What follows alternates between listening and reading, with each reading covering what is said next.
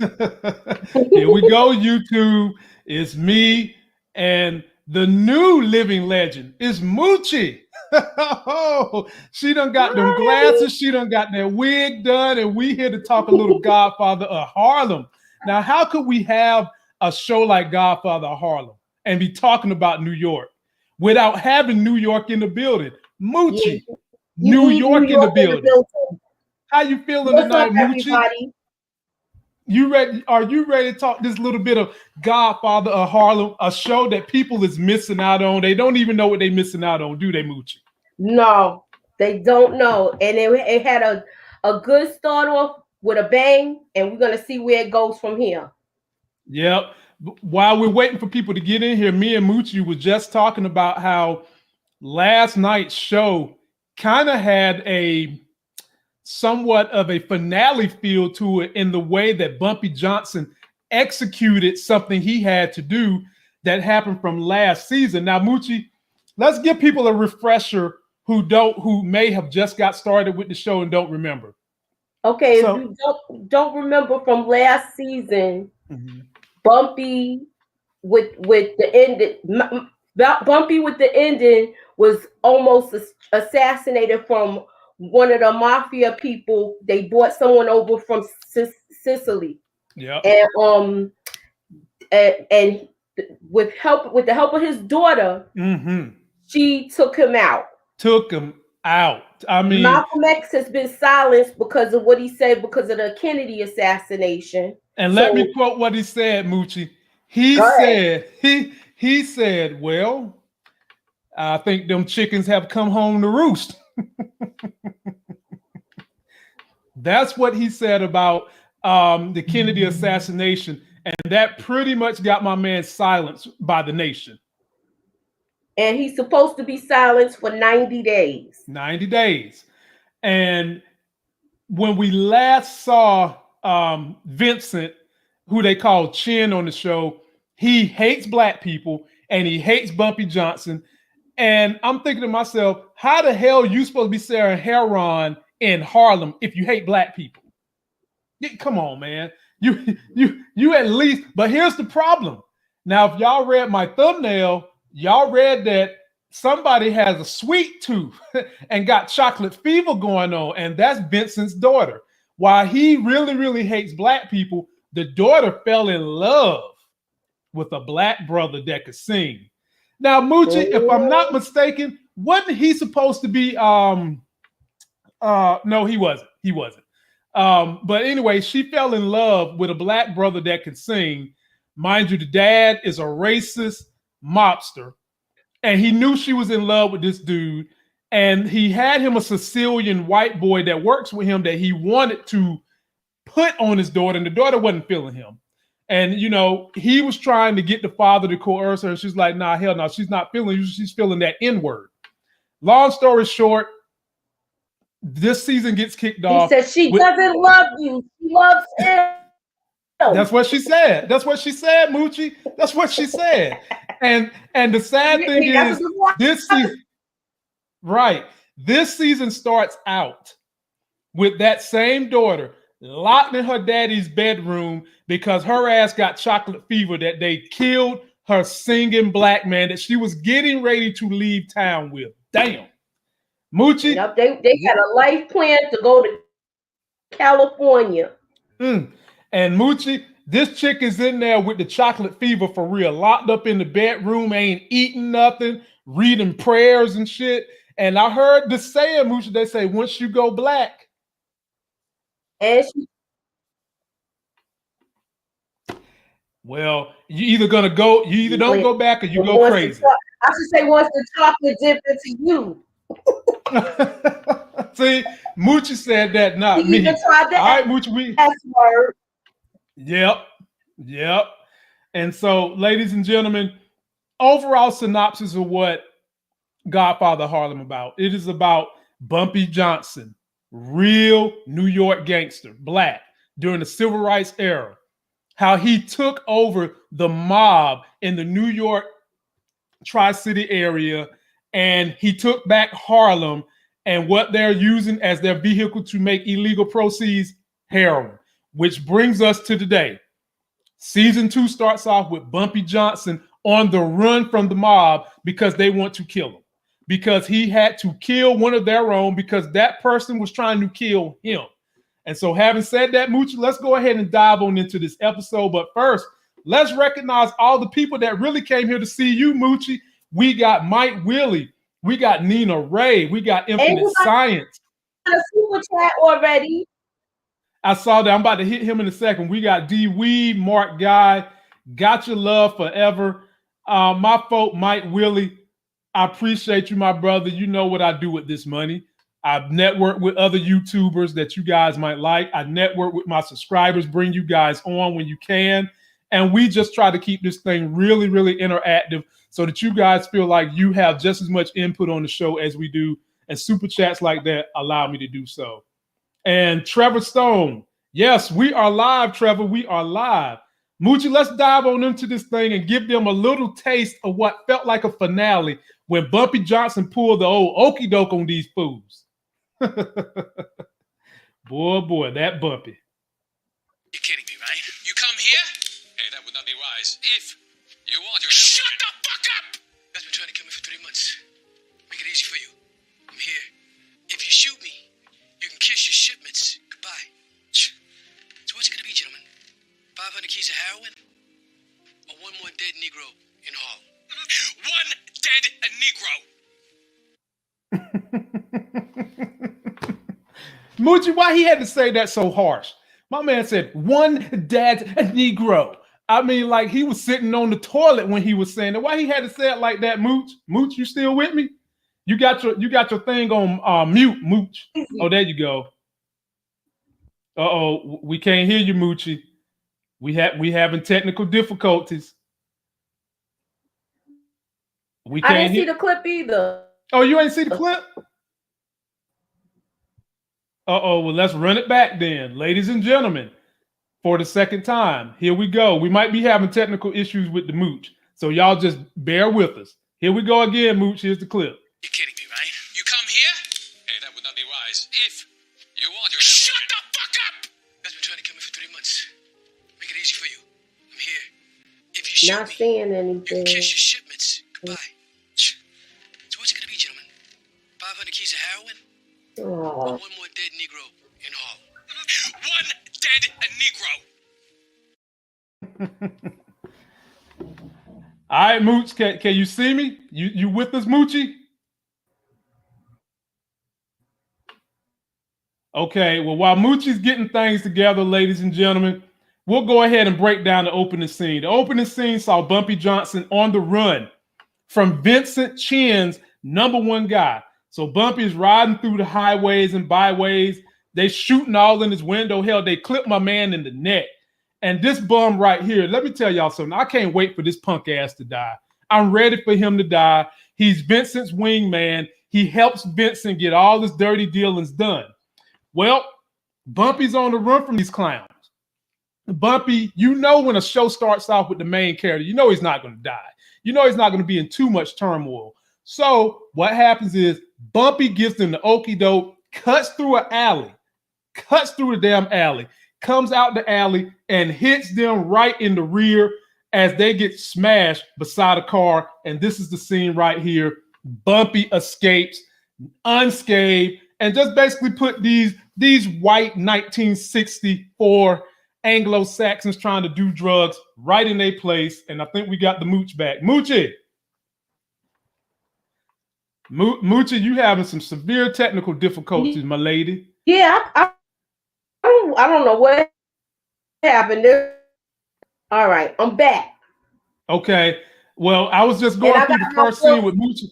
So I could still continue with y'all. Okay. As how did you feel about the car chase? Did you notice that they showed the World's Fair? You hear me? I can hear you, but you in and out. You breaking up. Uh-oh. We done lost you again. All right, Mooch. I'm gonna keep moving, but when you get everything together, just jump. Can you say something, Moochie? What's going on tonight? I don't know, man. Comcast trying to rob you. They done shot down that satellite that's providing you internet. I don't know what they try. They're trying to silence the I New don't York got system. Comcast. Oh, okay. All right, we can hear you now. Talk about that car scene, the opening car scene. Okay, as far as with the car scene, they showed the World's Fair thing program on the floor, so you got the year what's going on. And Bumpy's running from them. He's dodging them and getting away from them. The back window gets shot out. Yeah. And he makes it back to the hideout because he ditches them. Yeah. And he had them get into an accident, which was this clip right here. I mean, he ditched them and kind of sideswiped them. They ran into the car. I was like, that man, Bumpy, boy. When you black and you had to be living back in them days, you had to be the jack of all trades. You had to be the mechanic. You had to be a NASCAR driver. You had to be a rabbit. You had to sprint. You had to do everything, and Bumpy did it all. And let me shout out some people real quick. Mooch, we've got another super chat from Melanin Man, my brother. I appreciate you. You know what we do with these super chats. We bring in subscribers to get up here and talk with us. We bring in new YouTubers. We do all we can to get you guys involved in the show. And let me shout out Arlene Hicks, who said her daughter Jennifer says hello and good vibes. Hello, Jennifer, and good vibes to you too, my lady. And Moochie, we're gonna move on. And OC Girl's in the building. Nita the Diva is in the building. Be sure to check out Nita the Diva. She has a wonderful YouTube channel.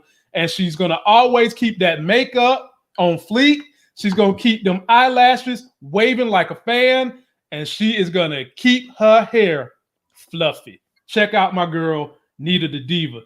All right, Moochie. Now, next scene, they done went and stole Jeffrey the Butler from somebody. Damn. and he got the nerve to want to talk in French, Moochie. He up here talking about, I'm a tourist from France. I don't speak English. So he talking in France. Yeah, so he doesn't speak any English at all. Comes to find out, Bumpy tells where he got them from, he picked them up from the docks. Exactly. And this guy that Bumpy is chastising is basically the driver for a huge heroin supplier to the mob. And Bumpy's like, I can speak French or English. It's up to you. And at this point, brother's like, well, damn, you got me, Bumpy. You got me.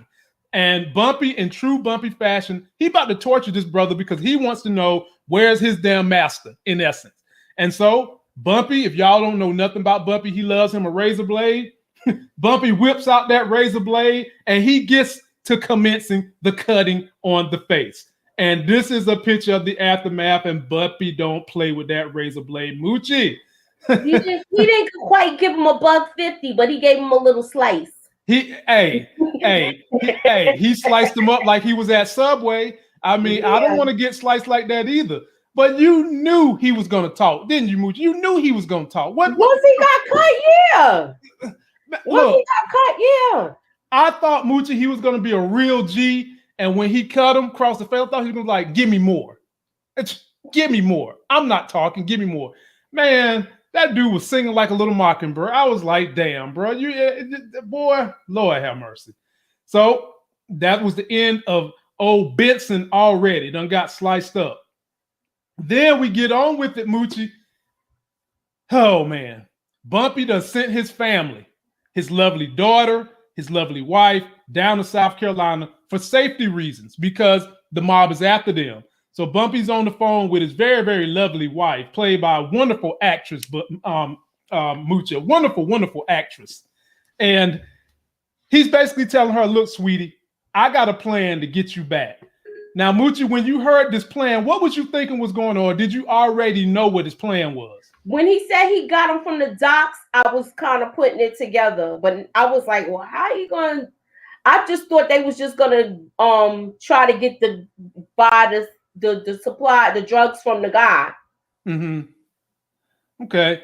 I didn't quite know what his plan was. And ladies and gentlemen, we've got an invader. We've got an invader. And the invader's name is Larry, the Living Legend. He's in the building and he looks mighty frustrated. What's up, Living Legend? Man, I'll tell you, I have Cox for my internet, right? Right. And so they tell me your internet plan that you're currently on is being retired. We're forcing you to upgrade. Okay. And I was like, so they're basically like, if you don't upgrade by this date, we will pick a plan for you and upgrade you automatically and then send you a new modem. So I was like, okay, I need to go ahead and pick my plan so before that date so I don't get screwed over. So I go and fix it. I go pick a thing, go to the Cox store, pick up my new router modem thing, hook it up, and I can't get any internet on my computer. I can get it on my phone. I can get it on my tablet. I can't get anything on my computer. So, and then I call them. I go through 3 people. They hang up on me. I call back. I go through a couple more people. And then finally they hang up again. I had to call back again. Finally, I reach somebody and that guy fixes it. So I'm just a little frustrated, man. Okay. Well, take it out. Technical difficulties too, so don't sweat it. Yeah, Larry, take it out on these white cats from the 1960s. So we're just gonna toss you right on into the wolves. So right here you got Chin and his number one guy, and Chin is mad as hell because he wants Bumpy dead. He wants to know how the hell did you not take out Bumpy? It's 3 of y'all and 1 nigga. That's how Chin talk. It's 3 of y'all and 1 nigga, and y'all couldn't take him out. And he's talking to Ernie out the frame. Yeah, you went all out the frame. So, Larry, speak on this scene right here between Chin and his number one guy. I mean, let's just be real. If it was that easy, then, if Chin thinks it's so easy, go out and do it yourself. Exactly. Exactly. I mean, like they say, you want something done right, do it yourself. And let's be real, it's his daughter that was up there that he's really mad at black folks because it was his daughter, I mean, you're up there supposedly running Harlem and your daughter falls for a black dude. What you think was going to happen? You have her around against all those black dudes. You think that black men are just not going to be our natural, suave, debonair selves? Of course he was going to fall for one. That's why he's really mad. Well, he's really mad because his ass was a racist before all that. And then on top of that, you got this black dude who's smarter than him, smoother than him, and got the love of Harlem behind him. Them black people in Harlem don't love Chin. They care about Bumpy. They protect Bumpy, and he wants all that. And like we said to start this video out, me and Moochie, the daughter has what we knew should be a diagnosis, Larry. The daughter has chocolate fever. Didn't nobody know that it was a diagnosis but me and Moochie. But you found out in this episode the daughter got chocolate fever. Moochie, how was you feeling about the way Chin was all on edge, smoking a cigarette, cussing out his main boy? What's going on with Vincent? Chin is mad. Ernie's just getting chewed out. No matter what he do, he always messes up now. So I just with him, he just talks. He sons him all the time. So he talks to him like that's his child. So with him, he wants to get this solved, and he thinks it's gonna be like a 1, 2, 3 thing to kill him, and it's not happening like that. Nope. Yeah. He's should be called Chin because he's taking it on the chin. This guy right here is about to be the new TV fuck up. That's what he's about to be. Simple and plain. Right.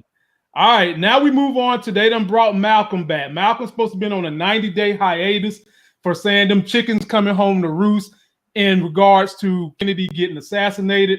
He's coming back to the house.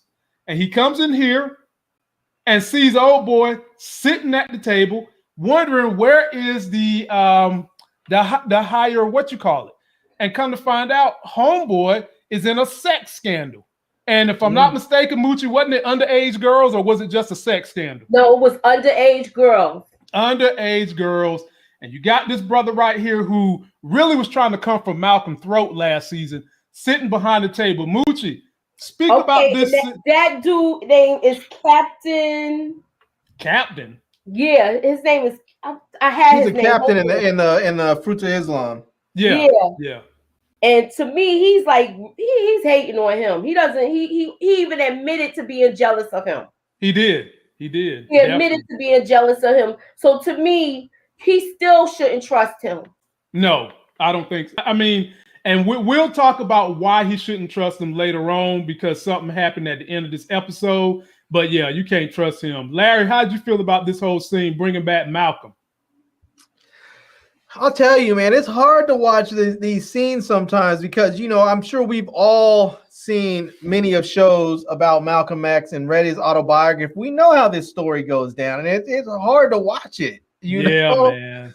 because we all love Malcolm. I mean, the dude Yeah. was honorable and righteous, and even if you're not Muslim and you're no religion or some other religion, you don't want to see a man that's righteous and honorable go down by the vipers that he's surrounded by. So, Well, you know what happens. Sometimes the people you think have your back are really secretly hating on you because they want what you have. And this is a classic case right here. And if Malcolm dies, they're probably going to let this guy be the one to kill him. And I sure enough hope they don't.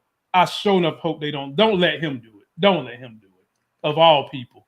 Well, we know Malcolm's going to die. It was just, I doubt they're going to depart. They're going to depart from the, from reality and how it really went down. So we know how it's going to happen. Right. Okay. So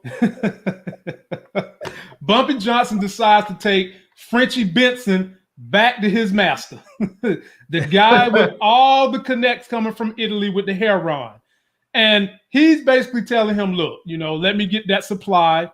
And he's like, nah, dude, all the mob bosses want you. All the borough mob bosses want you. And he tells Bumpy to his face, no, smiles all in Bumpy's face, tells him no. Larry, talk about this scene. How did you feel? And did you not know Bumpy was going to have another plan to get what he needed? Oh, of course. I mean, he told the dude. It wasn't even like he was trying to hide it. He told the guy flat out, you will be my supplier, know? Right. And the dude looked at him like, wait, what? How you going to tell me? I just told you no. How you going to tell me? He told him, oh, no, you're going to be my supplier. It wasn't a matter of all they were really doing. The guy just didn't realize it. All Bumpy was there to do was negotiate terms. He wasn't there to negotiate whether or not he would supply him or not. He was just simply negotiating terms with them. That was it, And if he would have agreed to terms right there at the table, he probably would have got much more, advantageous terms instead. I imagine after the mafia paid this dude $1.5 million and then his shipment got seized, I'm sure he was probably, a little less. He probably got a little less than what he probably would have gotten if he just would have made a deal with him at the table. But I'll tell you one thing that was interesting to me, which I sort of felt like, he probably couldn't just immediately go into business with Bumpy without the Italians getting pissed off at him, without Bumpy forcing his hand. But the thing that was interesting when Bumpy was talking to him, saying, I'm a second-class citizen in my own country, and saying, we all came here, the only difference is that you came here of your own free will. And, people talked about the French being much more enlightened when it comes to race relations back then. And I guess maybe to some extent today still, but he had his whole demeanor sort of changed in that moment, the French dude, where he sort of was like, damn, I'm not down with this racism crap. And I get why somebody doesn't want to do business with someone for other reasons, but not race. And he seemed to soften his position a bit after that. So We'll see. All right, Mooch, what did you think about this powwow? I felt like Bumpy was very calculated with this move. Mm-hmm. He was very he could have just threatened him and got what he could get from him and leave it at that. But he's thinking long term, long term separation. Bumpy is thinking, I'm playing chess while the rest of y'all is playing checkers. And when you see somebody smile like this, they're not taking no for no answer. I'll just tell you that right now. They're not taking no for an answer. So if you done told somebody no and they smile like that, run. I don't care who you are. Run like hell. William Lawrence, thank you, my brother. Shout out. One of these days, you got to get on the show with us, no matter what the show is, what you want to talk about, because that's what we do when y'all super chat us like that. We reach out to other people. We make a way so that y'all can get up here and have a platform. And we're very, very grateful for that super chat. So, William, keep it coming, my brother. Stick with us. All right, we're going to move on to the next scene. This was a good show to start out, y'all. Y'all missing out. Now, I do like what we about to talk about next. It is chocolate fever. That is a medical diagnosis. And this chick right here got it. Boy, look at her. They done killed her chocolate man, and she done went black, and she ain't going back. And the mama and daddy got her locked away in her bedroom, bringing her food. And look how this chick, this is when you know you're going crazy. This is a grown-ass woman fiddling with a teddy bear. My daughter, who is 9 months, hardly plays with teddy bears. And this is a grown-ass woman who just lost the chocolate love of her life, locked in a bedroom. They might as well put her in an attic. I mean, locked away in the closet. They related to R. Kelly. Damn. And the mama's trying to feed her. And she ain't trying to hear none of what that mama's saying. This chick took the cup from the mama and threw it at her, forced the mama to leave the room in a fit of rage. She was in there speaking in tongues like she got the Holy Ghost. She about to call the clergy. Moochie, you get this one first. What is the cure for old Stella? Love sick and traumatized, because he did die in her arms. He did. Yeah, shot him right in the chest. Damn. Yeah. That's another story in itself. I was mad at him from last season, the whole season. I know you was mad at him. Hey, look, hey, Moochie, love knows no bounds. Moochie, love knows no bounds. Larry, how'd you feel about this scene? I mean, it's interesting to see sort of the aftermath of that trauma that she suffered, and part of it is because, you know, when you think about all that she had to be willing to endure for the two of them to be together, both of them, because both of them were getting pushback from their families. No one wanted them to be together. The only two people that wanted them to be together were each other, and that was it. Definitely. And because you remember Bumpy tried to pay her to go away. He did. The Italian dude didn't want him there. Bumpy was like, "Get this white chick about the neighborhood. She's not safe for you or for us." And you know, but for the two of them, when you have two people that are risking so much to be together, and then you kill one of them, you destroy that. You destroy the other person. Like that dude, Chin's never getting his daughter back ever. His daughter's gone. When she told what's his name. Am I jumping too far ahead when I say that? No, go ahead. And so when she talked to the other dude, I forgot his name now, and said, I want to tell you a secret. I'm already dead. You go ahead. Yeah. Just hold on that part. Hold on that one. I thought you was gonna mention something from last season. Yeah, that's what I thought too. You know where I thought you was going, Larry? When her father killed the last boyfriend. Right. This is not his first time doing this. Nope, it's not. I don't orchestrating it. So, he's got a problem. I mean, there's something wrong with him. Yeah, it's something loose in his head too. I mean, you know, sometimes he's got that Trumpism going on. He wants his daughter. Yeah, he might have an Oedipus complex, and you know, that's a reverse Oedipus complex, right? You know, yeah. So, but you know, I like Stella's character. I hope they go ahead and flesh her out a little more so we can see what she do. But this family's in trouble. She's gonna rebel, and she might go find her a big, strong black dude, stronger than the singer that she had, and that could lead to something taking out the daddy. I'm predicting that.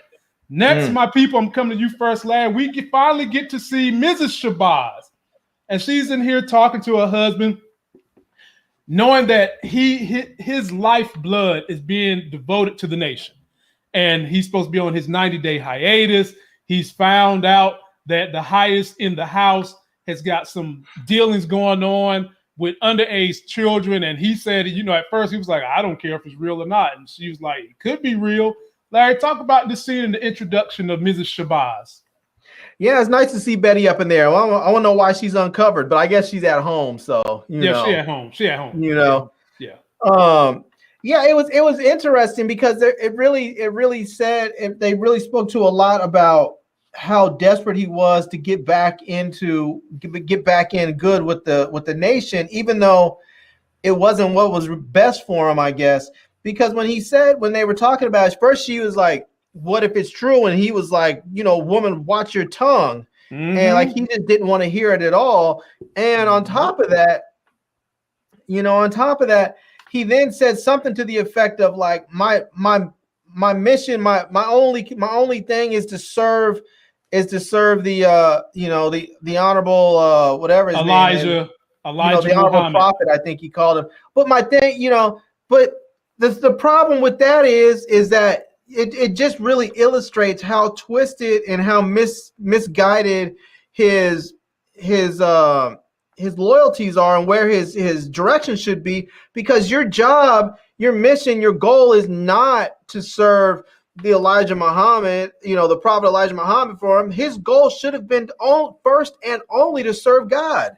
That's it.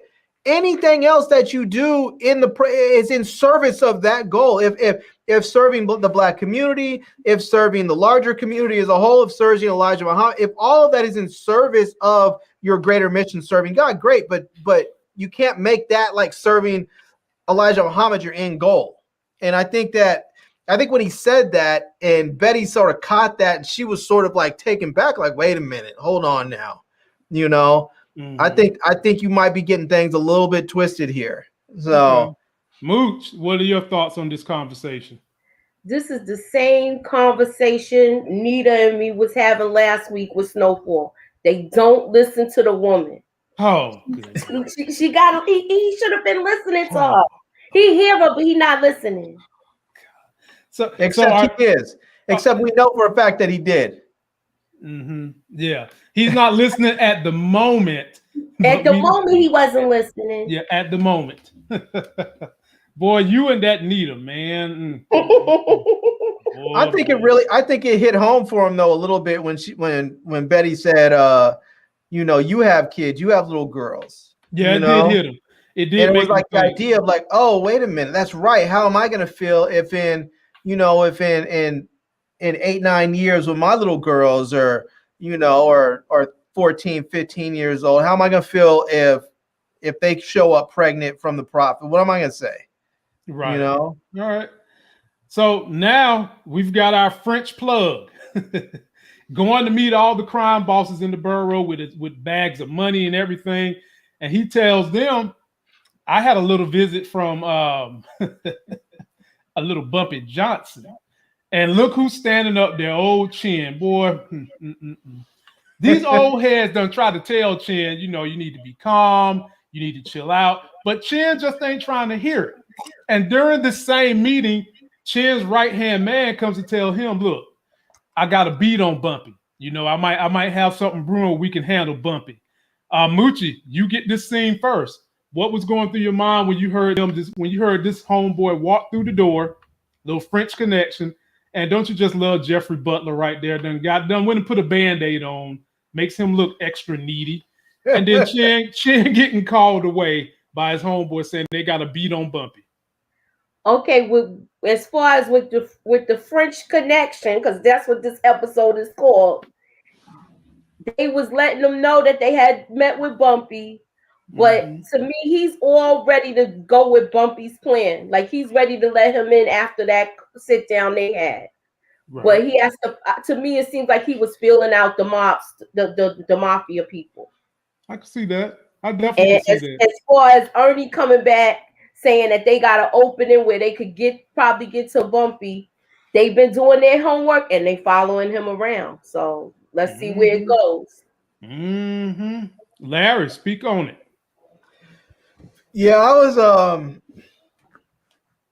was kind of digging this because the French dude, he was there to do business. He was a little smug in some respects, sort of like, I'm not really feeling your guys' whole racism thing. Like, I'm here to do business, but I'm gonna let you know. Yeah, Bumpy came and saw me. What's up with that? He was basically like, he sort of punked him in a lot of ways. He was like, you're trying to tell me that one dude, one little lowly dude, and all 5 of the families, you can't take them out? He was sort of bitch slapping them, just kind of like, you guys are up there running around acting all racist and superior, and you can't even take out one dude, Can't take him out. But I'll tell you, when they first showed this scene, the first thing my initial thought was, you guys need to get some money counters or something. I'm gonna be like, if I was going to do business, I'd be like, you gonna hand me this money all messy like this? I'm like, you can't stack it up properly. I was like, what? I'm supposed to bring in people and to organize it so they can count it. I was like, don't bring me your mess like this. I was like, that's just giving me extra work. Did they have money? Did they have money counters in the 60s? In the 60s? Yeah, they did. They had them in the banks. Yeah, but did regular lay folks get their hands on them? Those aren't regular lay folks. Those are criminals. They can get everything that everybody else has. Yeah, I guess so. Yeah, you probably got somebody working at every facet. But I mean, hey, you can bring. Look, ladies and gentlemen, I don't know about Larry, but let me just tell you. Let me just tell y'all something. Thousands and bring Bumpy with us. Let me just tell y'all something. If anybody want to give me $1 million in pennies, back the truck up to my house. I'll count that shit myself. Just make sure it's at least $1 million. You can bring me $1 million however you want to bring it. You can bring it on mules. You can bring it on horses. It could be nickels. It could be pennies. I don't give a flying baby's crack how it get here. Just bring it to me and I can count it myself. Now, one of my favorite characters on this show, God, this guy, he's killing this show, man. William Adam Clayton Powell. Yeah. He's got some issues, ladies and gentlemen. He's supposed to have paid off this lady last season, and she wanted payment plus an apology. And he's reeling right now because his boy Kennedy died, and his assistant is basically telling him, you need to just get this chick out your hair, and you need to focus on getting this bill done. This bill done with what you call it, the guy that's in office now. I don't know why I'm shooting a blank on that president, but he's telling him to get the deal done. And he's basically worried about preaching the sermon. He's really don't want to deal with this lady. So Moochie, I'll come to you first. Give me your thoughts on this conversation right here with Senator Powell. When he said that bitch slapped me, I'll still laugh at that from last year. He's like, that bitch slapped me. Oh, but man. He's trying to figure out a way not to pay her off. But if he doesn't quiet this woman down, it's gonna go left. You know it. You know it. And you know, some of us know the real story of old Senator Powell, and I'm gonna keep my mouth hush on that. But he did have an issue. This is right out of the history books. Larry, what did you think about this conversation? Yeah, I was like, as I was watching this, I was just like, dude, what are you doing? Pay this woman her money and get her about you. If you're not gonna pay her, then kill her. You know? Oh Lord, have mercy, Larry. I was like, dude, you need to get this woman squared away. Either take it. I mean, because if you just send somebody over there and beat her down near to death, she's gonna be pissed off even more when she heals up. So it's just like you really don't have too much of a choice. It's either pay her or kill her. And it's easier to pay her. He already slapped him. She might give him a run for their money. Hey, he ain't the biggest brother, I'll tell you that. So, and Moochie, how much money was this woman trying to get out of him? At first, last season, she was trying to get $200,000 out of him. She had a lawyer. She lawyered up and everything. And he still was like talking reckless when they were trying to make negotiations. That's right, because she thinks she hold all the chips. I don't understand why I get why he's not doing it. He seems like he wants to be somewhat of a half honorable dude, right. You know. But part of me is like, dude, just grab some to have somebody get some dope, plant it on her, and then call the cops. And have her locked up. You destroy her credibility. That way, if she tries to come out and say something to you, you can just be like, this woman's she's a dope head. She's in trouble with the law. She's trying to trade up a name so she can get out of trouble. I don't even know this woman. She's crazy. Just, you know, you'll discredit her completely with something like that. Well, you know, James already got planted the seed in the head, being the sorry old woman. Where they're like, oh, she's a poor little church lady. So he's trying to get rid of her. Because keep in mind, it'll mess with his votes later. Ladies and gentlemen, I've just heard that if I'm ever going to do something criminal, I ain't got too far to call to get me some good ideas. And I think y'all just heard the man that can help you with a plan. So you got 200 stacks and you need a criminal operation done. We got the guy for you right here. I'm an ideas guy. I'm an ideas guy. I drop the plans. I don't execute them. I don't like to get my hands dirty. Mm-hmm.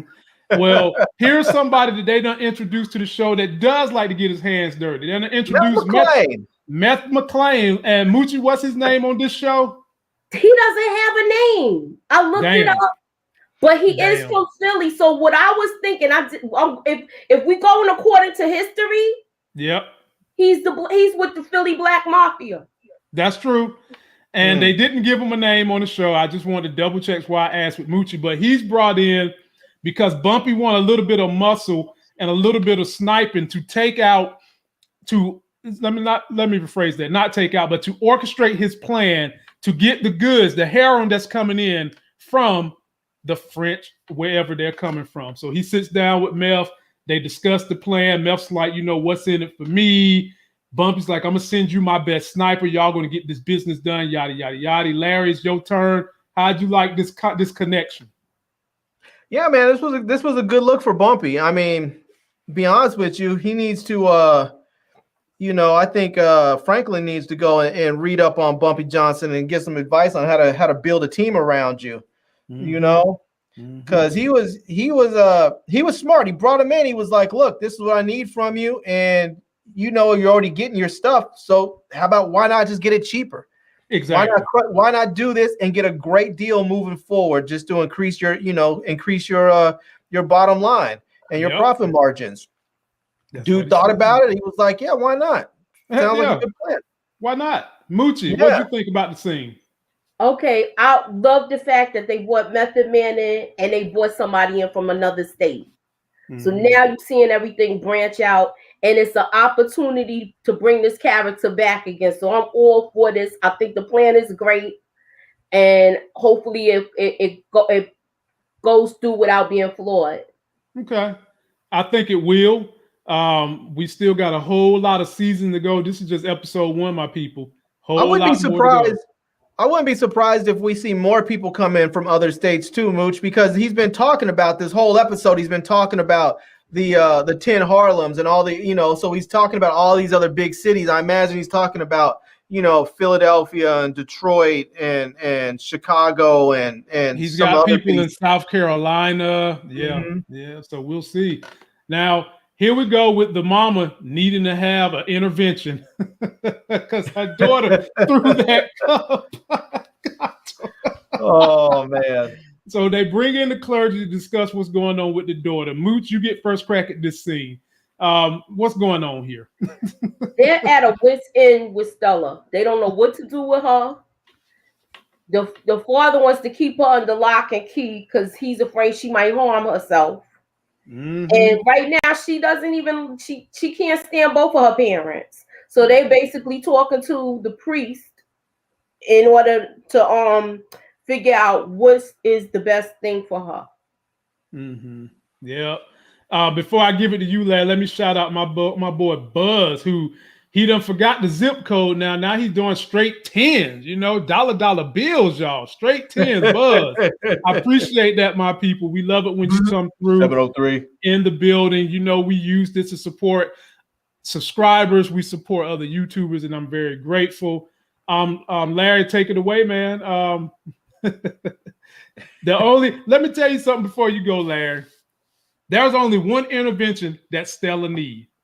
She has been misdiagnosed. Her diagnosis ain't crazy. It's chocolate fever. Floor is yours, Larry. Yeah, that's probably what she needs. She just needs some D, Chocolate D. And yeah, I mean, it's funny. The mom was just like, I just can't do it. I can't go back in there. It's just like, I mean, she was so pitiful. She is everything today that I think women today would be embarrassed about and ashamed of. She was in there just like going into one of those moments of hysteria, just like, oh, I can't do it. I'm too fragile. I'm just a woman. What do you expect of me? It was just all that shenanigans. It was like the woman threw a teacup at you. I was like, it wasn't like you walked in there and she was loading up on you with a Uzi. She threw a teacup while she was holding a teddy bear. You know. But you know what's sad about that, Larry? Had that been a black woman, they'd be ready to say the bitch is possessed. They'd be ready to say she's a heathen. They'd be ready to say she's a dirty devil. They would be saying, calling this woman everything but a child of God, had that been a black woman in that room. I mean, look at how she's behaving with her white daughter. She's got to get the clergy in here, for crying out loud. Come on, man. Well, first, we need to back up and realize that would not be a black girl in that room. And if it ever was, and she threw a teacup at her mom, that mom with the speed of the Flash would have moved across the room and smacked the living hell out of that child, and then probably would have dragged her, threw some clothes in a suitcase, and tossed her on a bus and sent her down south to go live with her relatives and said, "You're going to get your mind right somewhere else." Mm-hmm. Yeah. She would have left before that, and the mother wouldn't have ran across the room. She probably would have hit her with a house shoe.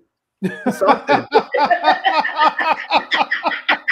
What you know about that down south punishment? But I'll tell you what, they don't. The black parents don't need a lock on the door. It's just simply they would have said, "You're not coming out this room," and the kid would have been too damn scared to come out the room. Yeah, she wouldn't have came. You know, she wouldn't have came. It wouldn't have been this. I have to lock you up. They just would have been like, "You're not leaving the room. You're not coming out," and that's for real. Yeah, you would have had the kid knocking on the door from the inside, talking about, "Can I go to the bathroom?" Mm-hmm. All right, Mooch, I'm coming your way. So Malcolm has a lunch date with Bumpy's daughter. And ladies and gentlemen, we already know Bumpy's daughter is sweet on Malcolm, which a whole lot of women were back in the day. But I'm starting to think Malcolm is a little sweet on her. Now, Malcolm has a code, he's got honor, and I don't know if they would take the show on the route where I don't think they would outright let Malcolm sleep with her, but maybe he might have a moment of weakness and kiss her or something like that. But clearly, this is the face of somebody that's saying, look, all you got to do is blow and I'll open up my legs for you. You know what? Moochie, I give it to you first. Hey, Moochie, all he got to do is do this, Moochie. That's all he got to do. He got to do this. And Yep. Part the Red Sea, or let me say part the Brown Sea. So Moochie, talk about this lunch date.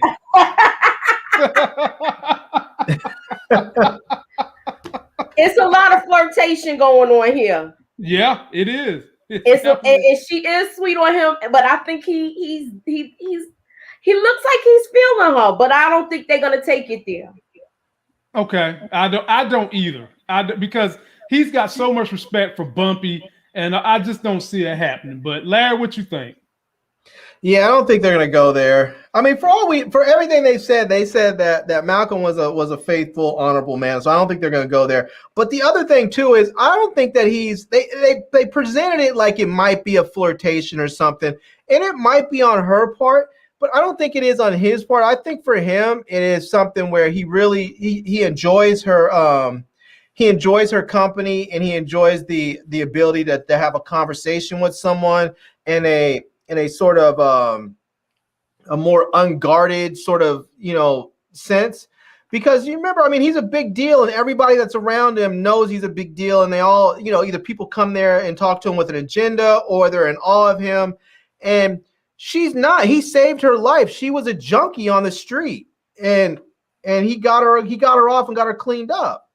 Well, you got to know that when you help somebody like that, they tend to cling to you. I've worked in a situation like that. Called what's it called? The savior syndrome? Savior syndrome. Yeah. Syndrome. Yeah. Okay. And, but I do agree that I don't per se think that he's, going out of his way to say he want to be with her. Now, he is nice. He'll throw a small flirt in there, a very small one, to just let her know that, hey, I care. But he's not over the top saying, I'm going to take what you're trying to give me. But I'm wondering how they're going to keep that dynamic. I want to see how it maybe it's because, remember, last season, she came back and told him, look, I was told to watch you. Right. I remember that. Report back everything. So maybe he feels comfortable with, now that she done told him, and it's obvious she's not going to go back and report everything to Elijah Muhammad. Plus, he can trust her. He knows he can trust her. I think that's what the dynamics is with those two. Yeah, and I think that's what it is. And I think he just generally finds someone he's able to talk to, unguarded, can be completely open with, because he knows who she is. He knows who her dad is. He knows she's a street type of woman that's been on the street, knows how to know what's what. He was that same sort of street cat. And so he can have these conversations with her that he can't have with other people in the nation, and with other people around him in general. I think he just finds someone that he can't even have those conversations with his wife completely. So I think with her, he's finding someone that allows himself to just be open and free and let his guard down. I think that's something that a lot of people in position of power don't have. If I wasn't on a time crunch, I would give a whole dissertation about some things this man just said. But you know what? I'm sticking to my agenda, and we're going to move on. We'll see how it plays out. Next scene is when it starts to get they start to turn up the heat a little bit. What's this boy's name again, Moochie? Ernie. Can he go get a damn haircut? Why don't he go get kind of shabby, right? Yeah, man. Go get that same haircut that all the white dudes get from Supercut. They go get the number 7, bro. Take your ass to Supercut and get the number 7. But anyway, he's meeting with Chin, and basically he's saying, Chin, look, I done figured out where Bumpy's at. He's got a nun taking him food, but little did we know that the nun he's referring to is Bumpy's daughter. So he had his people stake out Bumpy's daughter. Now, this is going to be a loaded scene. The daughter's taking Bumpy his food. We get in there. They're having a conversation. They're chit-chatting, yada, yada, yada. Bumpy gets a phone call from none other than his loving daughter. Now, let me tell y'all something. Nothing make a man feel vulnerable than a sweetie pie daughter, especially when you see your daughter take her first steps, man. It just make you melt. And in the middle of all that, him talking to his daughter on the phone, his sniper gets taken out. Bam. They take out the guy on the ground. They choke him to death. Then they come up the stairs, and next thing you know, while his daughter is still on the phone, they in a gunfight. And the scary thing about this gunfight was his oldest daughter went in the bathroom. You see the bullet shots on the door right there. He thought he had shot her, but he hadn't. She survived after they took out the men. But guess what, y'all? While all this was going on, his very, very lovely wife was scared, destitute, worried what was going on because she heard all that action. Larry, did you not want to just go in that phone booth and save this woman of her plight and let her know that everything was okay? Oh, I wanted to do something to her, but I don't know if it was that. Hey, man. Hey, man. That woman is so ridiculously beautiful. It is unreal. It is just she is. Yeah. So you love you some Mayme. This is the one you're in love with on this show, Mayme. Yep. Yeah, man. I've been loving me some Mayme. Mayme is a blazer. I like her. Yeah. So. Yeah, Mooch, I can't let you pick on him. I'm on team Mayme too. I'm on team Mayme too. And she's legit. Legit. I like her. But she did sleep with the damn boxer last season. She slept with him when Bumpy was in jail, I think. She did. She was a little dirty with it. Wasn't like Bumpy wasn't doing the same. Bumpy was dirty too. They both got dirty with it. Two wrongs don't make a right. They do not. Wrong. But go ahead, Larry. This seemed like it was unclear on this scene if he actually got the sniper, because doesn't his sniper show up again later in the episode? No, he got him. No, Dell is the one that helped him when they was in the room. Yeah. That's like one of his that's his core people. Right. No, but at the docks. No. This not the one he sent to the dock. Okay. So I mean this whole setup right here. I mean, it was one of those scenes where it was like, okay, it was nice they did it, but we knew. I mean, it was one of those scenes where it was sort of like you already know how it's going to turn out. It's sort of like if you hired a prostitute you can flirt and act like you're not gonna. She can flirt and act like she's not sure it's gonna give you some, but you know what you're gonna get because you already paid for it. And it's just like that with this scene. We know that Bumpy's coming out of this alive because it's the first episode. We know they're not killing him, so we know what we're gonna get out of this scene. So it's just was sort of. I mean, it wasn't like it was a bad scene. It was just sort of okay. I mean, it would have been better if. Now, I mean, are we talking about the whole scene, or are you trying to stop me right here? No, whole scene. Go ahead. Okay, so it would have been better if they had let Bumpy's daughter get shot,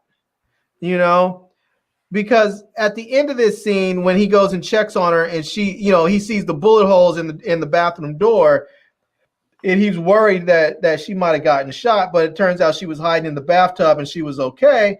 It would have been better if she got shot, so there was some sort of consequence to this whole thing. Because otherwise, all you really had was a couple of low-level, no-name scrubs out there on the street and on the roof.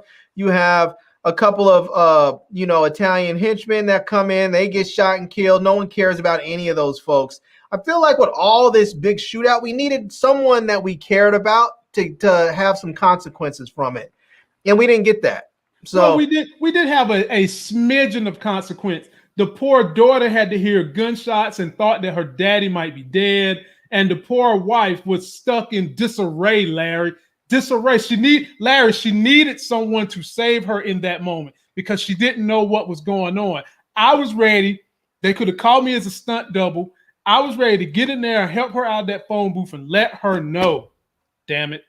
Your husband's gonna be okay. I'll tell you why. I'll tell you one reason why I would have liked them to have shot the daughter, Bumpy's daughter, because the Italians always talk about having a code, about not killing women and children and people's family, about keeping it 100 with just the people in the game, right? Mm-hmm. And so if they would have shot that, they would have shot his daughter, even if they didn't kill her, if they would have shot her, when Bumpy would have went to him to say, "Hey, I'm here. I showed up." And and if you want your dope back, all this other stuff, but he could have also said, "Hey, you need to get your dog back on his leash because you guys are supposed to live by a code." He sent men out there and they shot my daughter. Is that he could ask, is this what we're doing now? Is this the game that we're playing where we're going to shoot each other's families? Because if that's what we're doing, your families are vulnerable too. And then you could have set this whole thing up even more where because the mob is already, the families are already pissed at Chin. They were last season. They're already starting out back in this season. It would have put that much more tension there if they then have to worry now about Bumpy going after their families because of what Chin did. Okay. Mooch, jump on in there. His assignment was to go after Bumpy, Chin. So they already saying he messing this up anyway because Bonanno's calling him, going back to insulting him by calling him the driver again. Yeah, the chauffeur. He called him the chauffeur. He's not even a boss, he's a driver. So they already pissed off with him. And he's like, "You can't even get this right." And he's like, how can I go in Harlem and kill this guy with white people? So I think they're gonna hire some black hitters next. Oh, I like that, Mooch. I'm with that. Good plan, Mooch. Yeah. And once again, before we move on to the next scene, ladies and gentlemen, I just gotta say, somebody needed saving. Damn it! And I know a couple of brothers that was in the business of saving. That's all I'm saying. That's all I'm saying. Next, hey man, you can save them. Moochie, I'm coming to you first because the next scene was funny, it was entertaining, it was funny, but it was more that chocolate fever. So people, do whatever you can not to get chocolate fever. So we got what's his name? Mooch? Ernie. So Ernie goes over here to talk to Stella, and the mama's saying that bitch crazy. She possessed. You want some warm apple pie, and then she offered him a drink before he go in there. You're gonna need it. So you get in there, and if this don't look like a crazy woman, I don't know what don't. Got her feet up in the air, got a little, I mean, that looked like a crazy broad to me. I wouldn't want to be in that room. I don't care if there's a cross above her bed. Long story short, he's talking to her, saying, you know, I came to take you to lunch. You know, he didn't say this, but I'm going to say it. On the inside, he still said, I still love you. I want to have some sex with you and make some babies, but I can't say that right now. And he gets close to her. She sits beside him. He over there all nervous, like she about to kiss him. And then you know what the chick did? She took his gun. God, Toby. See, that's what men don't always think with your little head. Sometimes the little head will get you in trouble. She took the gun. She pointed on him. Then she pointed on herself, a true sign of a crazy person. Look, I'm telling y'all, they ain't diagnosed it. This is chocolate fever. And you do not want to get chocolate fever. There's only one cure for chocolate fever. So we know how this chick's life is going to end. Moochie, talk about this scene. You get it first. She got the drop on him with getting his gun. She showed it. Because he liked her from a long time, so he's still infatuated with her. And as I thought she was gonna go through with it at first. I did too. I thought she was gonna go through it because when she said I need to tell you a secret, and she said when Teddy died, I died too. So I thought she was gonna go ahead and go through with it.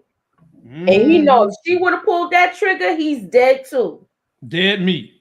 Dead meat. Because Chin was not going to be having it. Chin would have chopped up his toes and his fingers there and made him eat it. He would have got him good. Larry, speak on chocolate fever. I guess this is one way to get rid of chocolate fever. Blow your brains out. Yeah. I think that she's going to. I think she's really going to be instrumental in the downfall of Chin this season. Because I do too. I think she's gonna play that kid. I think she's gonna play Ernie and mess with his emotions. And Chin's gonna keep putting him on her. He's probably gonna end up making him sort of like her body man and put him on her. And she's gonna mess with that dude and probably try and convince him to turn against her. You know, her dad. And there's gonna be some internal strife in that family beyond just them locking her in the room. She's gonna get smart and start doing some real devious stuff because she's pissed. And it's one thing when you're pissed and you're all emotional. It's another thing when you're pissed and you set the emotions aside and decide you're just going to be a calculated, you know, vengeful individual. And then you have someone who has all that anger and frustration, but in a calm, calculating manner, and she's gonna hurt her dad in a very, very serious way, and she's gonna use that kid to do it. Well, let's just think about this. She knows she has power over Ernie. I mean, last season, Ernie came to warn her and her black boyfriend. He cared about this girl so much. He came to warn her and him. And next thing you know, homeboy, that dad put a tail on Ernie and turns around the corner, puts a hole in the black dude dead. He's dead. He's dead. Yeah. I was like, wow. But I'm with you, Larry. I easily see one of the downfalls of Chin being his own daughter. Easily see that coming. And probably the downfall of Ernie is going to be the daughter too. Because I'm telling y'all, Ernie going to die this season. You know, Ernie's going to die and go right back to Sesame Street. He's dead. You know what? Yeah, he's dead. This one is coming to you, Larry. This one's funny too. I love Senator Powell. Lord have mercy. Senator Powell is sitting at the table with the black lady that want the $200,000, but that's not all she wants. She wants an apology too, Larry. Speak on it, my brother. This guy here. I just don't understand this. Senator Powell's friends with Bumpy Johnson. Just have Bumpy. Just say Bumpy. I need you to have your folks have a conversation with this woman.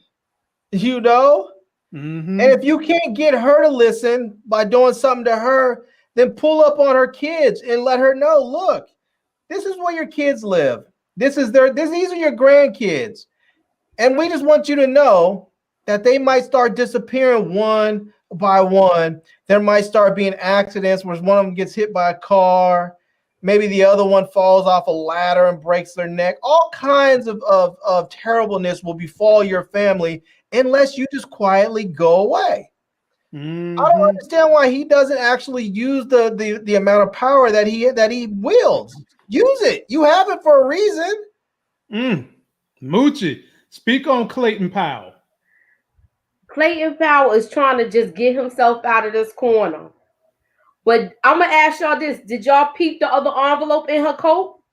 I saw that envelope. What you think it is? She is the bad woman. She is the bad woman for the mob. She had mob lawyers. Yeah.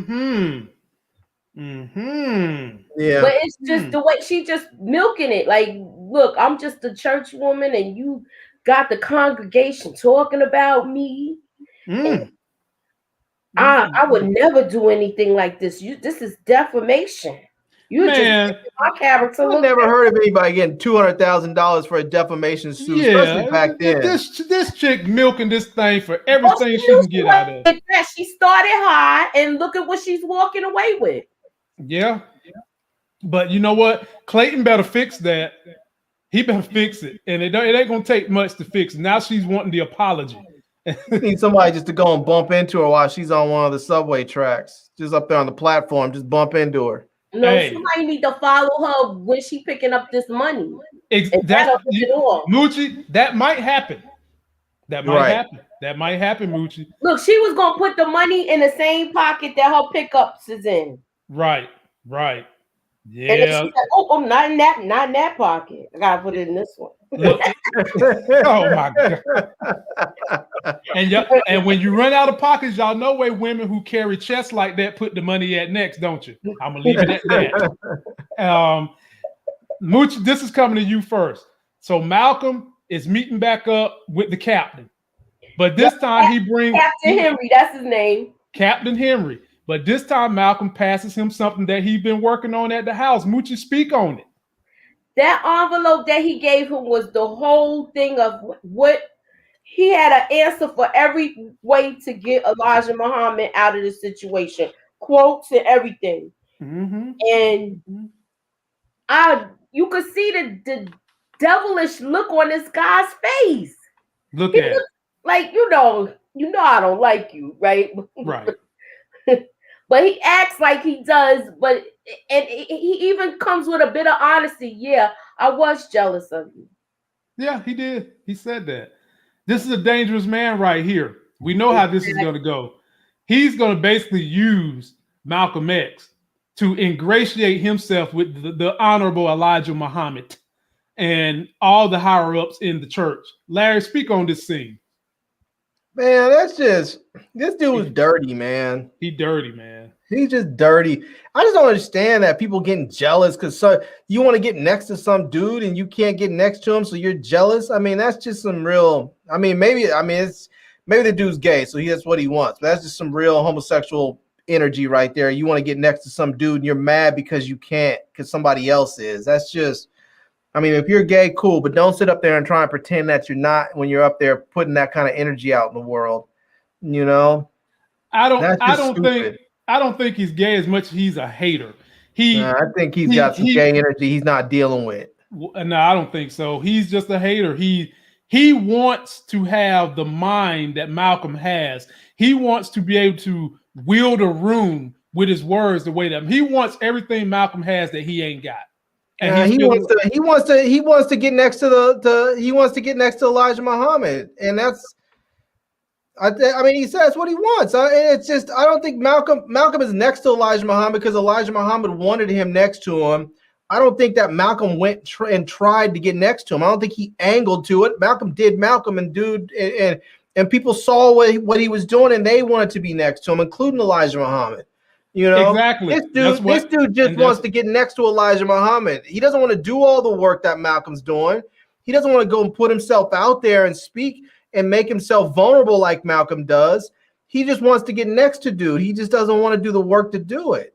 He wants everything Malcolm got, but he ain't got it. He ain't got. I don't think he does. I think he may believe he wants that, but what Malcolm has is something that this guy doesn't want. Because if to be where Malcolm is means you are vulnerable, because now you are in a position, you can be in the same position that Malcolm is, where now you have to worry about other people being jealous of you, where you have to worry about watching your back because people are going to throw lies at Elijah Muhammad and maybe get you silenced.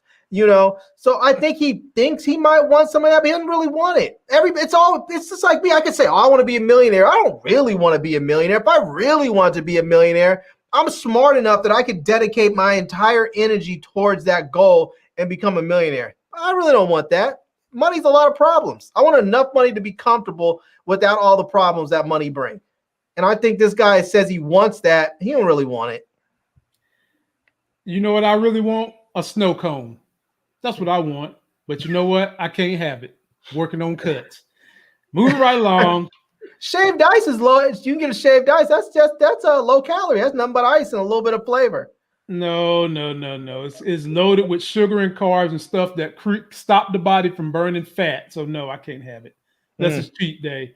Moochie, this is coming to you first. So this is a whole scene by itself, man. So this is when they're gonna execute the plan to get the car that's got all the goods in it. You see old Method Cow, who was the leader of the Philadelphia Black Mafia. His name is Sam, by the way. Yeah. Got his gun going. They wind up getting the car. Moochie, speak on the situation. It was a well-executed plan. A good hijack. They got the dope. And now we're gonna see what's going on with that. I think they took out like 3 people. Took them out. One by one, pop, pop, pop, bang, bang, bang. There go your boy, the sniper, who also played in Luke Cage. He was the villain in the first Luke Cage. He was? Yeah, he was the villain. I forgot his name, but he was the villain in Luke Cage, the Netflix show. So this is a different sniper. Yeah, this is a different guy. Bumpy's, that's the guy that was with Bumpy when they had the shootout in the room. Yeah. Larry, what you think about this shootout, this plan that Bumpy put in place to get control of the Connect? Yeah, what I want to know is, and this may seem trivial, but once they return the dope, do they get to keep the cars? That's question. I mean, they're bringing in Mercedes and whatnot, so I want to know.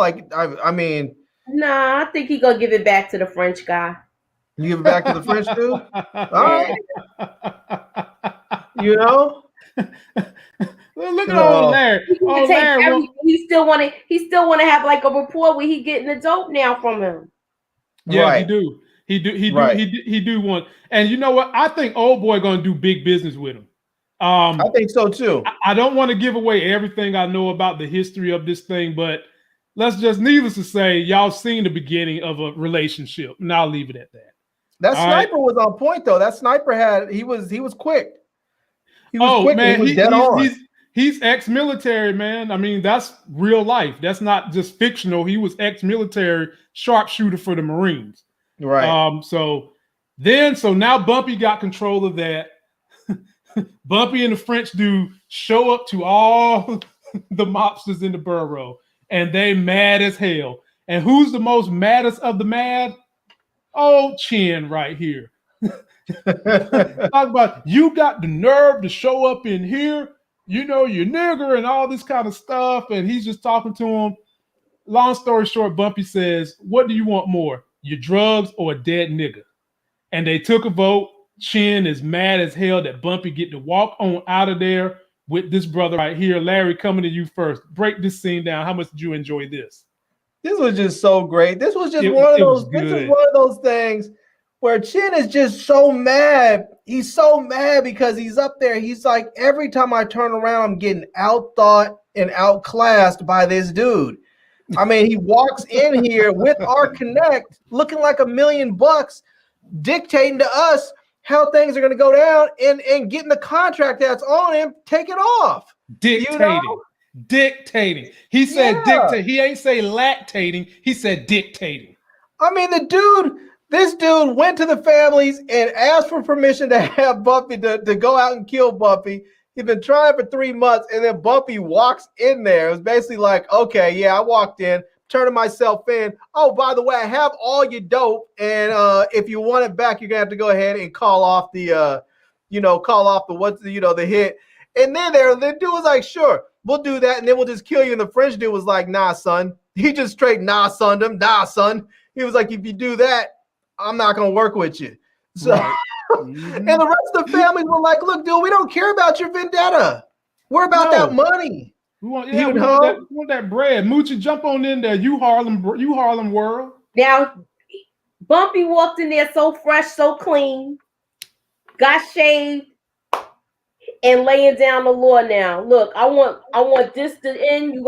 This contract against me has got to stop.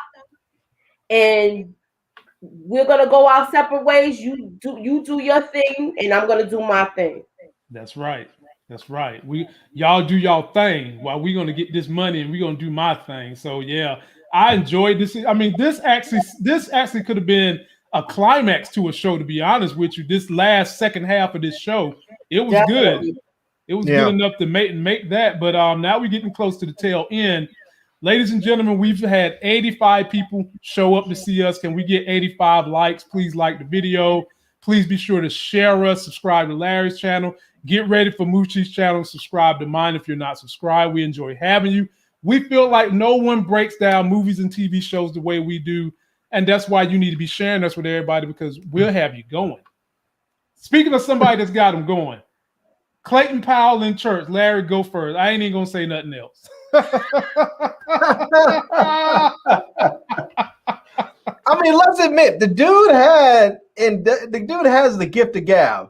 You know, he do. I mean, he is a preacher and a politician. The dude knows how to work a room. So I'm not mad at him. And he wanted to be there. His dude told him when he was in the car. Adam Clayton Powell told him, I need to be out there. I need to be here talking to my people, you know? So the dude has the gift of gab. I enjoyed seeing him do it. And what's his name? Giancarlo Esposito, I think it is his name. Yeah. I mean, this dude is just a phenomenal actor. I mean, when you think about all the stuff that he's been in just recently, like he has this show, he's been in he's in the Boys, you know, Star Wars. He's in Star Wars. I mean, I think he recently got voted the world's best bad guy. Somebody asks, is that Giancarlo Esposito? Yes, that's him. Yeah, that's him. I mean, and he's on another show, I think, right now too. I can't think of what it is, but he's got like 2 shows going right now. And not to mention the movies, dude making more money. He making more money in checks than Steve Harvey. And hell, Steve Harvey can't get enough gigs, and this guy's in more gigs than him. Yeah, this dude is like he's like Samuel L. Jackson, where he stays working. Except you know, people don't always joke about him, because Samuel L. Jackson works so much, people joke about it, you know. And but this dude stays working. He stays on great projects too. I mean, think about it. He was in Breaking Bad.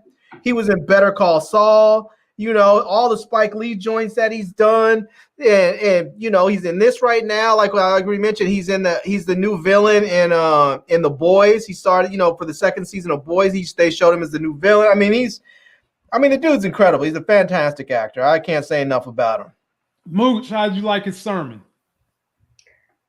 I like him. I like his character all the way around. He's got his funny parts too. He lets everybody knows that he's like a freak already. So I just like his character. He's something. He's something else, man. I think he's gonna get into another scandal though. Oh, you know it. I mean, what politician? Yeah. I mean, you know, a scandal for a politician is like eating cereal. You almost get it every day. So that's what it is with politicians. You know, you're gonna get it almost every day. Now, talk about this scene. Now, y'all know Stella won't really sleep, right? Oh man, hey, can I just say what up? Because Mike Willie's about to check out. I just want to say shout out, man. Hope shout out to Mike Willie. Yeah, we saw you, Mike Willie, my man, and we wishing you well. Yeah. Prayers are up. Thoughts and prayers, my brother. Keep us posted, man. We appreciate you just coming here to get a little steam off, letting us try to entertain you for the night, my man. We with you, brother. Yeah. Yeah. Moochie, what'd you think about this scene? Stella was not asleep. Daddy's in there kissing her. He's going crazy. Stella's upset, clenching to a teddy bear when she was wishing it was Teddy. So what's up with this scene? She's not asleep and she can't stand her father right now. Sure can't. She can't stand her father. She and especially because she knows that the last person was killed. Mm-hmm. You know, I'm with Larry. This chick is gonna find a way to take down her daddy. She is going to be the destruction of her daddy. So, Larry, I'm gonna give it to you. Speak on the daddy going in there thinking he hugging and kissing his daughter that don't want to have nothing to do with him. Yeah, I think she was hoping he would go do like he did when he was Private Pile. Just go to the bathroom, shoot yourself in the head, and leave me alone. You know? Right. I mean, yeah, that dude he's a creep too. Everything about him is just creepy with her. You know? It's just, you see it just makes your skin crawl, gives you the EBGBs. But yeah, she's not having it. She's gonna take her dad down. She's pissed. She's like, I'm gonna take you out. I'm taking you down. I'm not pulling the trigger on you. I'm gonna let somebody else do it. I'm gonna set it up so the rest of the families don't want anything to do with you and they take you out, or somebody else does. But she's gonna be his downfall. Exactly, for sure. Can't lie on that one. Now this one will come to you first, Larry. I'm back to your boy. He's on the phone, making a phone call, and you see him looking at this envelope. Speak on this phone call and what you think he's going to do with the contents of this envelope.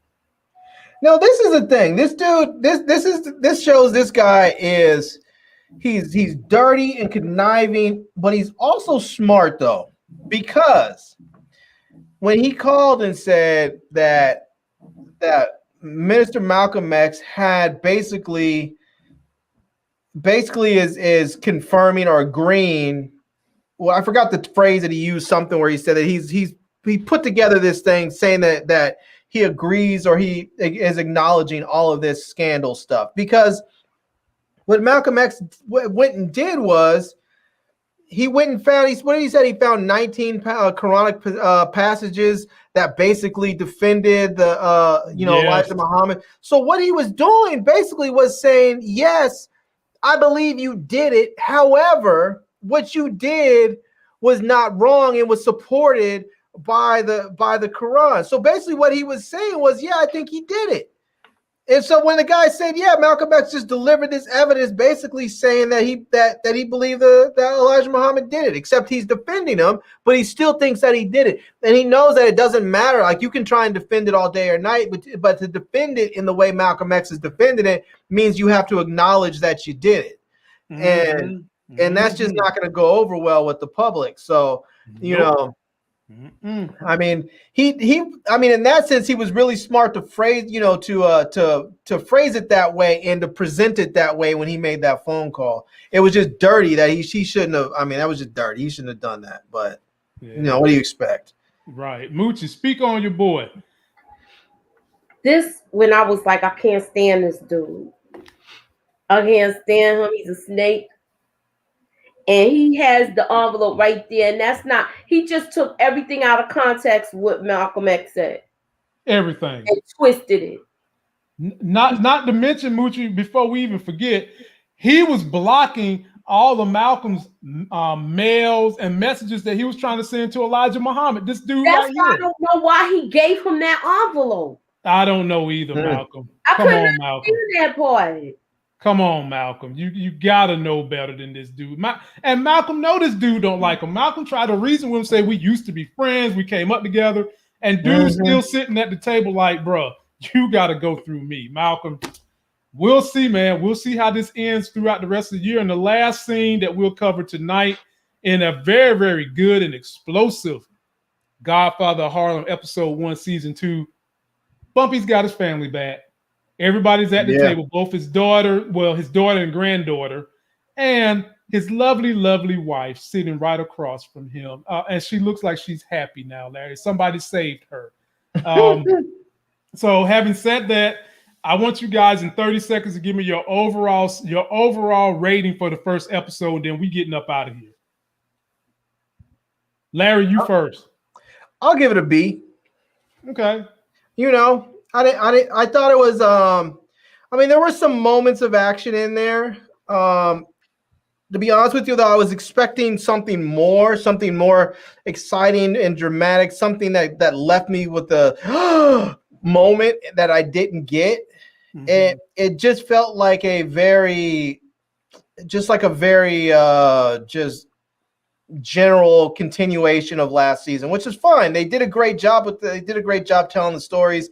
They set things up for for a very interesting season. So yeah. All right, Moochie, what'd you think? I liked the way this episode was. It was a setup episode for more to come. And as far as the look that she had on her face, to me, she doesn't like Bumpy's daughter. No, she doesn't. She doesn't like her, and to me, she has conniving ways as far as dealing with his daughter and Bumpy, like trying to keep them two where they don't get too close. Mm-hmm. And as far as when are they gonna actually tell this girl that her sister is her mother? Like, or are they gonna wait till she gets older? That's a question. I think what's gonna happen this season, the daughter is gonna find out by accident. How much of an accident? When he was on the phone, Bumpy said he handed the phone to his sister. I mean, to his daughter, and said, "Here, talk to your talk to your daughter. I mean, sister." Right. I was like, "You think the little girl on the other end didn't hear that?" Yeah, but she didn't realize it at that moment though. Mm-mm. She's gonna realize it. It happened. It was too much going on. Right. But they are gonna have a moment this season, I think, where she's gonna realize it, and it's gonna be some hurt feelings going on in there. So if I'm rating it and I'm doing on a scale of 1 to 10, 10 being the best, I would give this one 7.5. I enjoyed it. It didn't go too high, it ain't go too low. It was even keel. The pacing was fine, the acting was great. I enjoyed the storyline, but it wasn't any wild moment like Larry said, but it was good. And so 7.5 is not a bad rating. 7.5 is saying, hey, you solid. You definitely worth the time watching. And you guys let me know how you feel. We'll be back next Monday to review this again. But this week, we've got a large week of stuff coming up this week. We've got Falcon Winter Soldier finale Thursday. You might get me, B. Avery, and E-Man. All our channels might be running simultaneously. Wait, on Thursday? Friday, excuse me. Right. Thursday is the finale of Snowfall, where we'll have special guests up here with us. So you guys make sure you tune in for that and be ready to laugh and cry all at the same time. Wednesday, me and Larry will be back with whatever the latest news in pop culture, a little bit of review of Invincible, the cartoon, and then we'll also try to stick some stocks in there too. So people stick with us. We're trying to make this thing grow for you guys. We're trying to keep you entertained, informed all at the same time. And that's going to do it for this video. Don't forget to like the video, comment, subscribe. Be sure to share. Be sure to join Larry's channel. If you want to see more of those cute videos with me and my daughter, all you got to do is join me on Instagram. Life Gains link is in description. She's walking. Yeah, she's shooting now, man. So till that next Sex is Hell video, we'll see y'all. Peace. Peace.